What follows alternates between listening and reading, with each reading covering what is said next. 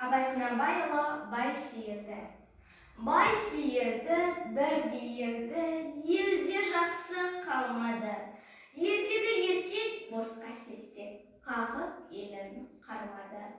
Жөнді жөнсіз, сөз теңеусіз, бас пен аяқ бір қысап. Ұрысса орыс, елге болыс, үйден ірген итке ұқсап. Өзі ұлыққа, кәдір жоққа, қарамай өз халқына. Сөз қайырмай, жөнді айырмай, жұртына шабар талпына.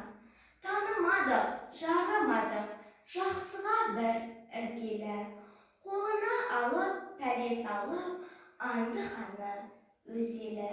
Шашты малын, берді барын, боларында жұртына. Еміреніспес, енді піспес, ұқсамас еш сыртына. Елде жаман, ерде жаман, анды ғаны өз елі. Елінде сияз, ойда ояз, оңбай ақты